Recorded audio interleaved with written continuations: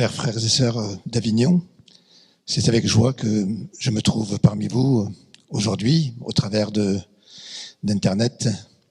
C'est vrai que je devais venir vous rendre visite il n'y a pas si longtemps, mais les événements font que cela n'a pas été possible.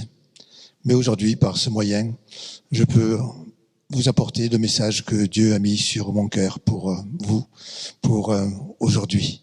J'espère que vous allez tous bien et que ce temps d'épreuve n'est pas trop difficile pour chacun d'entre vous.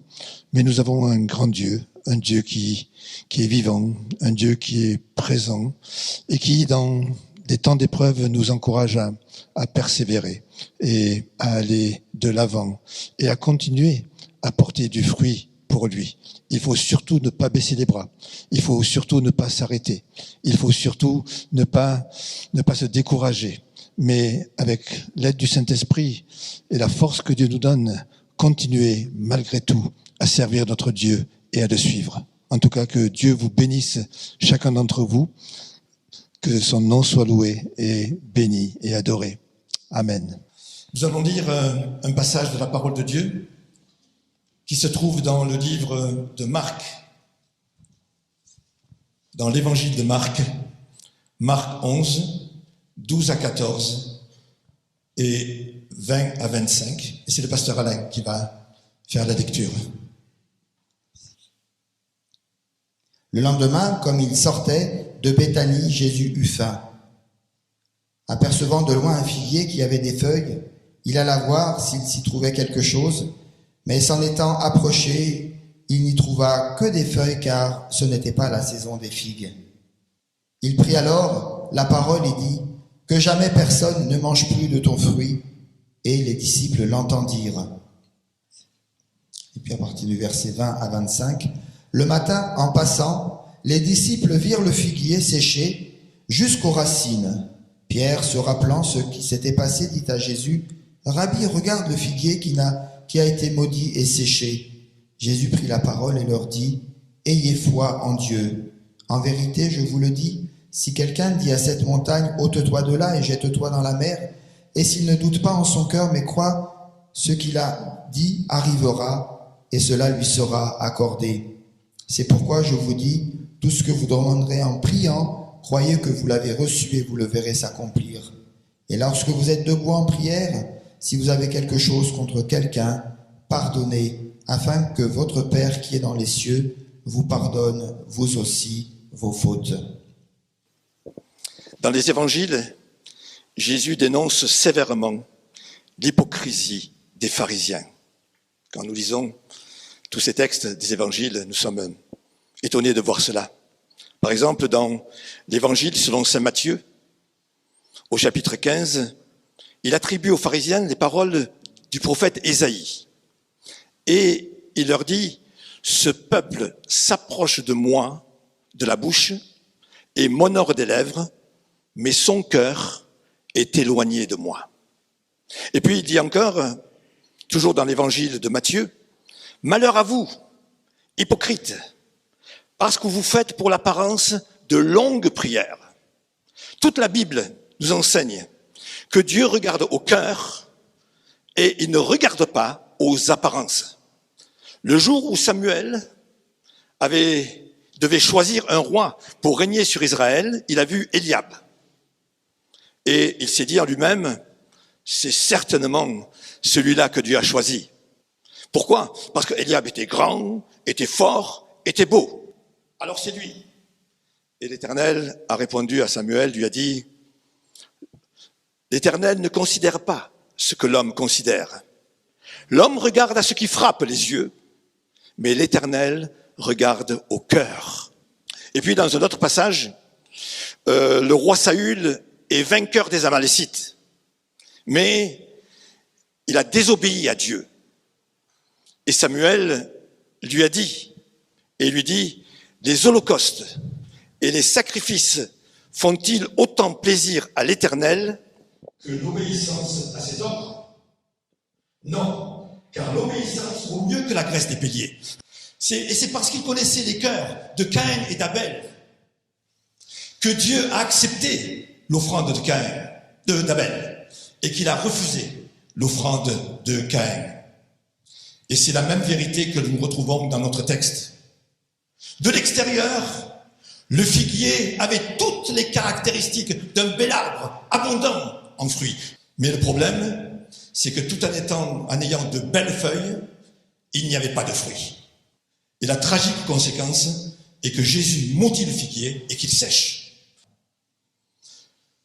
Le jugement pourrait nous paraître dur et même excessif, le jugement de Jésus. Mais en même temps, il nous montre la gravité de la chose. Et c'est ce que nous allons voir. Jésus a faim. Ce besoin de Jésus montre d'une part sa vraie humanité. Par exemple, nous le voyons avoir faim, avoir soif, être fatigué, attristé. Nous le voyons souffrir et mourir. Jésus est parfaitement homme, il est aussi parfaitement Dieu. Mais au-delà de ses besoins physiques, Jésus est animé d'une autre sorte de faim et d'une autre sorte de soif. Il a soif d'âmes sauvées. Il a soif et faim d'âmes sauvées. Il a faim de voir des hommes recevoir le pardon, être lavés, purifiés de leurs péchés, transformés, remplis de joie, de paix et d'espérance.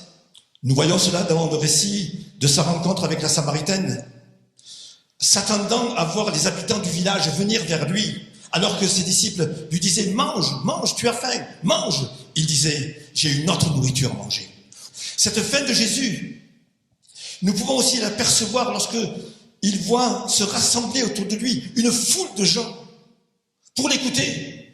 Et il est dit qu'il était ému de compassion. Et nous voyons sa soif lorsque sur les 7 paroles qu'il a prononcées à la croix, à un moment donné il a crié « J'ai soif ! J'ai soif !» C'était pas uniquement d'eau qu'il avait soif. Il avait soif du salut des âmes. Et à son peuple infidèle, un jour, Dieu lui dit, mon peuple, qu'est-ce que je t'ai fait? Qu'est-ce que je t'ai fait? Tellement il a soif de la joie de son peuple. Il lui dit, qu'est-ce que je t'ai fait? En quoi t'ai-je fatigué? En quoi t'ai-je fatigué?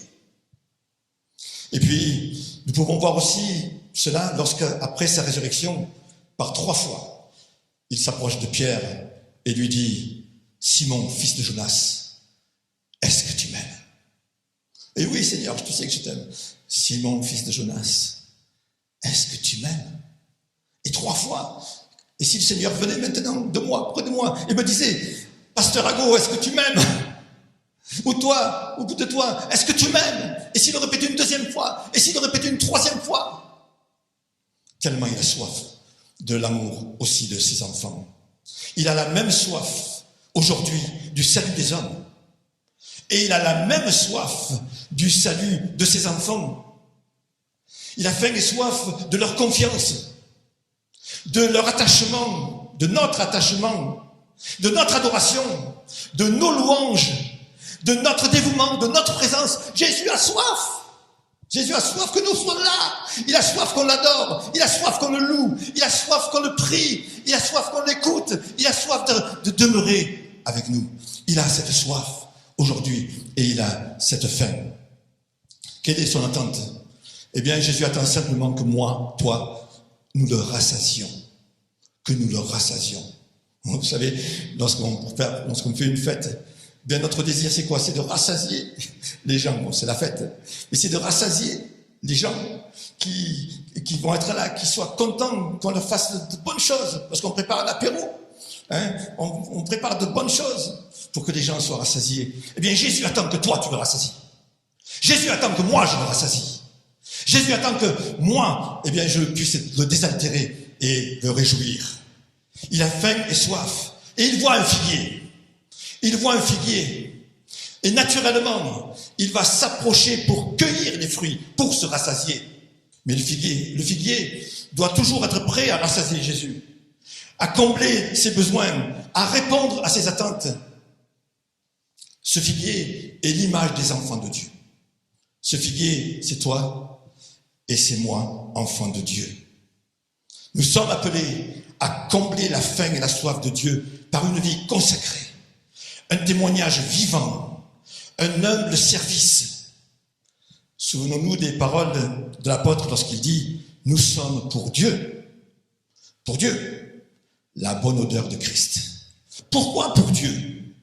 Eh bien parce que lorsque Dieu sent l'odeur de Christ en moi qui se manifeste par ma vie, par ma consécration, par mon amour, alors Dieu va se réjouir. Nous sommes, tu es pour Dieu, la bonne odeur de Christ. Nous sommes appelés à être cette odeur qui le nourrit, qui le désaltère, qui le réjouit et qui comble ses attentes. Mais, malheureusement, il y a un mais. Bites. Jésus est attiré par ce figuier. Il va vers lui, et vous savez pourquoi il va vers lui? Parce qu'il voit le beau feuillage. Et pourquoi? Eh bien, simplement parce que pour le figuier, le fruit vient avant les feuilles. Les fruits viennent avant les feuilles. Alors, quand il voit des feuilles, automatiquement, il pense qu'il y a du fruit. Il n'y avait d'anormal dans ce figuier que l'absence du fruit. Les feuilles étaient là. Et s'approchant de ce figuier, eh bien, imaginez, Jésus est surpris. Il dit, mais comment cela se fait-il? Il y a de si belles feuilles. Et normalement, il doit y avoir du fruit. C'est impossible qu'il n'y en ait pas. On peut imaginer aussi sa tristesse. Parce que il est frustré. Il a faim. Et il arrive et il n'y a pas de fruit. Peut-être lui, et on peut imaginer aussi sa colère. Et nous le voyons par sa réaction. Il juge ce figuier, il le condamne, et le figuier, il sèche et il meurt. Frères et sœurs, nous devons être vigilants pour ne pas ressembler aux pharisiens. Notre vie chrétienne, l'observance des commandements, nos prières, notre engagement dans l'un des domaines des activités d'une église ou d'une œuvre, nos offrandes, nos dons, nos visites ne représentent que le feuillage du figuier. Dieu attache bien sûr une certaine importance au feuillage. Mais ce sont les fruits qui vont le nourrir. Ce ne sont pas les feuilles qui vont nourrir Jésus. Vous voyez la différence? Le figuier aurait pu s'étonner de la réaction de Jésus. Il aurait pu lui dire, Seigneur, mes feuilles sont quand même très belles.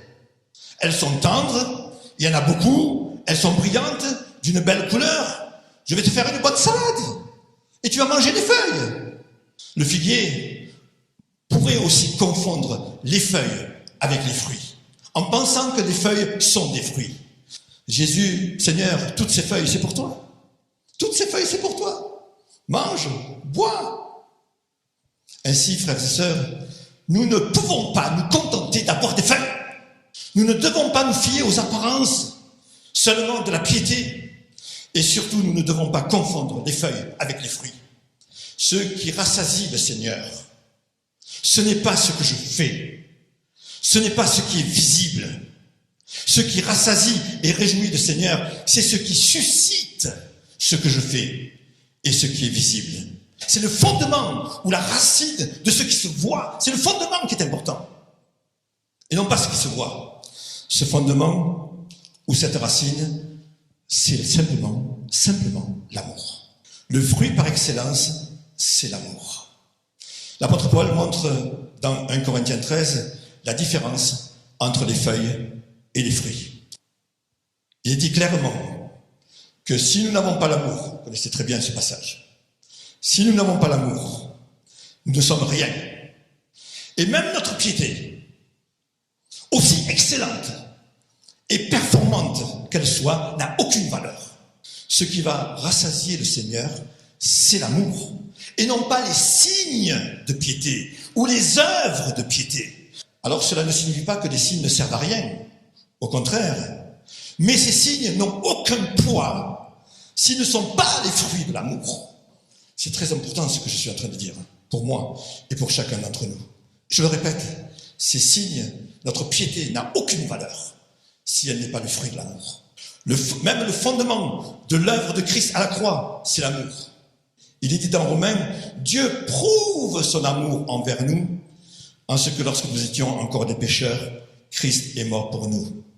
La croix en elle-même n'est rien. La croix en elle-même n'est rien. Des milliers de personnes sont mortes sur la croix. La croix elle-même, avec l'amour, prend toute sa valeur. Avec l'amour de Dieu, prend toute sa valeur. L'amour est aussi l'objet du plus important de tous les commandements. Aime Dieu de tout ton cœur, de toute ta force, de toute ton âme, de toute ta pensée, et aime ton prochain comme toi-même. Et dans la première épître de Jean, nous lisons encore, bien-aimés, aimons-nous les uns les autres, car l'amour est de Dieu. Celui qui n'aime pas n'a pas connu Dieu, car Dieu est amour. J'ai voulu vous donner quelques exemples d'amour maintenant particuliers. Outre l'amour de Dieu, qui est parfait, infini et incomparable, il y a dans la parole de Dieu des exemples qui nous montrent la véritable nature de l'amour que nous devons avoir. Lorsqu'on parle d'Abraham, on fait surtout allusion à quoi? À sa foi. La foi d'Abraham. Mais, n'oublions pas que Dieu appelle Abraham son ami. Asfaz Abrahamin ish paligam le Goché. Il y avait donc une relation d'amour entre Dieu et Abraham. Cet amour a été l'élément qui lui a permis de sacrifier son fils. Ce qu'il avait de plus précieux. C'était sa foi, bien sûr, mais c'était aussi son amour qui a permis cela. Lorsqu'on aime Dieu, il devient pour nous ce que nous avons de plus précieux au monde. Lorsque j'aime Dieu, c'est ce que je dois avoir le plus précieux au monde, c'est Dieu. Pour ce qui concerne Moïse, son amour pour son peuple était clairement une folie. Une folie. Il est dit que Dieu parlait avec lui comme un homme parle avec son ami. Moïse était aussi l'ami de Dieu. Et vous savez ce que dit Moïse dans l'Exode, chapitre 32? Il intercède auprès de son peuple, en faveur du peuple qui a péché. Et il dit, pardonne, Seigneur, pardonne maintenant leurs péchés, sinon, efface-moi de ton livre que tu as écrit. Moi, j'aurais jamais pu dire ça. J'aurais jamais pu dire ça. Il aimait plus son peuple que lui-même. Avec les Jorotines, il était prêt à être effacé du livre de Dieu, tellement son amour est grand, pour que le peuple soit sauvé. Alors vous allez dire, Moïse est une exception? Eh bien non. Moïse n'est pas une exception. Pourquoi? Eh bien parce que l'apôtre Paul, dans Romains 9, dit ceci. J'éprouve une grande tristesse et j'ai dans le cœur un chagrin continuel, car je voudrais moi-même être anathème. Le mot anathème veut dire maudit. Je voudrais moi-même être anathème et séparé de Christ pour mes frères, mes parents selon la chair qui sont israélites. Je voudrais être séparé de Christ pour mes frères, mes enfants, mes parents qui sont israélites. J'ai pas de mots. J'ai pas de mots pour dire ça. Comment est-ce qu'il préfère être maudit, lui, pourvu que ses frères soient sauvés? Pourvu que ses frères soient sauvés. Vous voyez l'amour? Là encore, l'amour de Paul pour Israël est si grand qu'il est prêt lui-même à être séparé de Christ. Le chapitre 11 des Hébreux, n'en parlons pas, énumère bien des personnes qui ont sacrifié leur vie par amour pour le Seigneur. Eh bien, frères et sœurs, cher pasteur Ago, c'est à cet amour-là que nous sommes appelés. C'est à cet amour-là que nous sommes appelés, que nous devons aspirer pour que notre piété soit spirituelle. C'est peut-être drôle de dire comme ça, parce que notre piété, nous pensons qu'elle est automatiquement spirituelle. Eh bien non.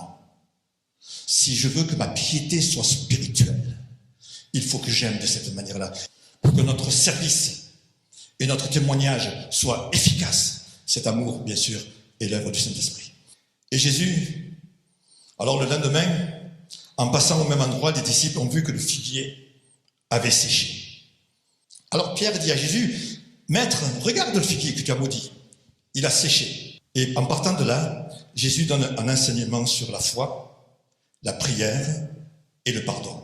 La foi. Jésus dit, ayez foi en Dieu. Ayez foi en Dieu. Il y a une autre version qui dit, ayez une foi qui repose sur Dieu. Qui repose sur Dieu. Il est important de rappeler que notre foi doit reposer sur la personne de Dieu. C'est lui qui nous permet de grandir, quels que soient les obstacles que nous rencontrons. C'est lui qui nous permet d'avancer, quelles que soient les embûches du chemin. Notre confiance ne peut pas reposer sur nous-mêmes ou sur quelque autre personne ou même sur nos moyens. Notre connaissance de Dieu, je dis bien notre connaissance de Dieu et notre approfondissement dans cette connaissance sont indispensables. Nous lisons dans la première épître de Jean, nous savons que le Fils de Dieu est venu et qu'il nous a donné l'intelligence pour le véritable. Et Jésus dit dans la prière qu'il adresse à son Père en faveur des hommes, la vie éternelle, c'est qu'ils te connaissent, toi, le seul vrai Dieu, et celui que tu as envoyé, Jésus-Christ. Alors, il y a 3 choses ici que je voudrais dire. La première, c'est la foi en Dieu en relation avec l'autorité. La foi en Dieu en relation avec l'autorité. La foi en la personne de Dieu investit l'enfant de Dieu de l'autorité même de Dieu. C'est important de le rappeler. Jésus prend l'exemple de quelqu'un qui, face à une montagne, prend autorité sur elle en lui disant « ôte-toi et jette-toi dans la mer ». Jamais on n'aurait fait ça. C'est impossible, on l'aurait jamais fait. Et pourtant, Jésus prend cet exemple-là. Et c'est bien sûr notre foi en Dieu qui va permettre d'avoir une autorité sur des choses qui nous semblent impossibles à traverser ou à surmonter ou à vaincre, sur les montagnes rencontrées qui sont sur notre chemin. Investi de cette autorité, tout est possible, même ce qui est humainement impossible. Comme une montagne qui se déplace et se jette dans la mer. Et puis la foi en Dieu en relation avec la prière. Le Seigneur continue en encourageant les disciples à croire qu'ils ont reçu ce qu'ils demandent en priant avant même de le voir. Encore une fois, cela dépend de la nature de notre foi et de notre communion avec Dieu. Notre foi et notre communion avec Dieu. C'est l'apôtre Jacques qui dit que celui qui doute ne s'attende pas à recevoir quelque chose du Seigneur. Il dit encore que celui qui demande mal, c'est-à-dire pour satisfaire ses envies, ne recevra rien. Et c'est l'apôtre Jean qui dit que nous pouvons croire que nous avons reçu ce que nous demandons si nous prions selon sa volonté. La prière que Dieu entend est liée à notre foi en Dieu et à notre communion avec lui. À notre foi en Dieu et à notre communion avec lui. Et enfin, la prière et le pardon. Dans ce même contexte, Jésus parle du pardon. Si vous avez quelque chose contre quelqu'un, pardonnez. En effet, frères et sœurs, pour que la prière soit efficace, elle doit correspondre à une certaine disposition vis-à-vis de mon prochain, et en particulier vis-à-vis de ceux qui me font du mal, qui me blessent, qui me persécutent, qui m'oppressent, qui m'embêtent, etc. C'est une disposition. Je ne peux pas m'attendre à ce que Dieu réponde à mes prières si je suis rempli d'amertume, de rancune, de mauvaises pensées envers quelqu'un.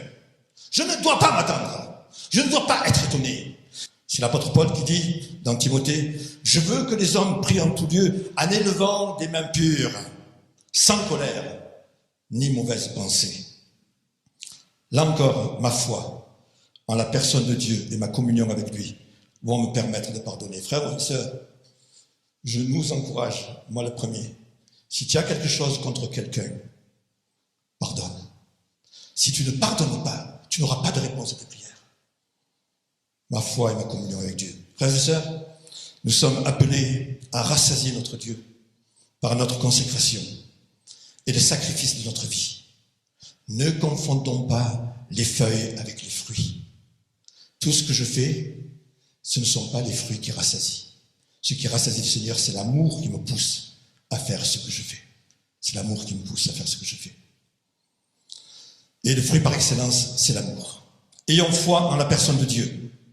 Croissons dans sa connaissance et usons de son autorité et de la puissance de la prière, sans oublier de pardonner. Sans oublier de pardonner.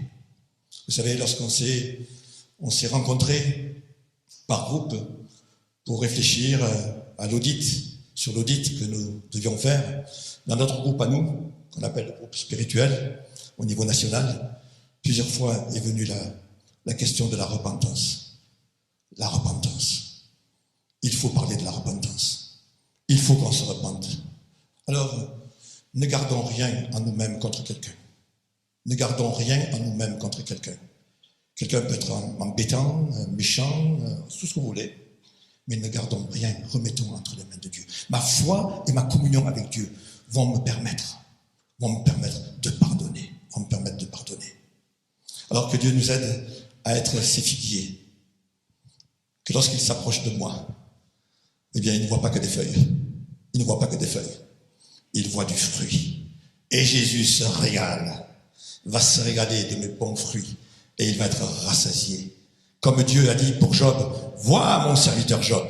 Il a dit à Satan, vois mon serviteur Job. Il n'y a personne comme lui. Dieu se régalait des fruits de Job, de la vie de Job.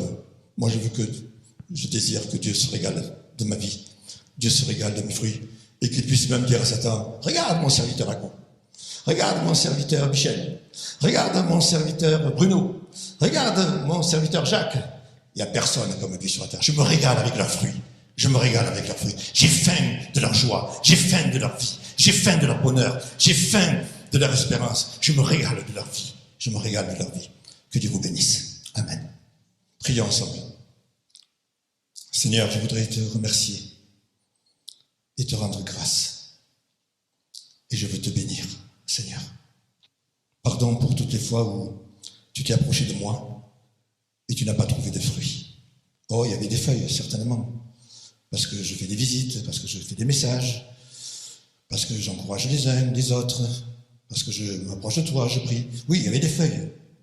Mais pardon pour toutes les fois où il n'y avait que des feuilles, sans les fruits et sans le fruit de l'amour. Pardonne pour toutes les fois où j'ai fait quelque chose sans vraiment aimer, sans l'amour. Pardonne-moi, Seigneur. Pardonne-nous. Oh, je ne voudrais pas que mes paroles soient simplement une prière comme ça à la fin du message. Mais je désire vraiment que Seigneur, ton amour, que nous sachions, que je sache aimer. Vraiment, Seigneur. Et que non seulement il y ait des feuilles dans ma vie, mais qu'il y ait beaucoup de fruits pour ta gloire dans notre vie. Merci Jésus. Que ton nom soit béni.